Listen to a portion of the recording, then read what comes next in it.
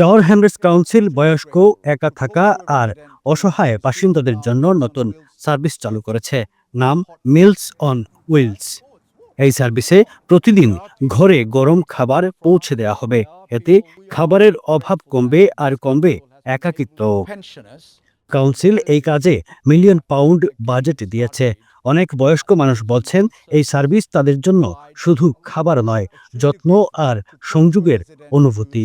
My name is Cornelia, and I'm very pleased to be receiving the meal today from Tower Hamlets Council. The food is good, it's delicious.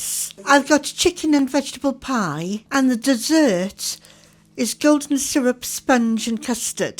Mayor বলেন, কাউকে পিছিয়ে রাখতে চাই না। আগ্রহী হলে কাউন্সিলের ওয়েবসাইটে তথ্য পাওয়া যাবে। আমরা অ্যালোকেট করছি প্রায় £1 মিলিয়ন এই সার্ভিসও লাগে পার ইয়ার।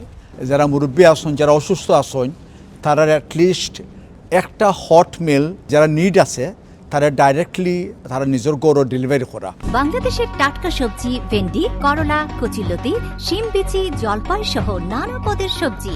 দেশীয় সবজির স্বাদ উপভোগ করুন। ইফকো ব্র্যান্ডের সঙ্গেই থাকুন।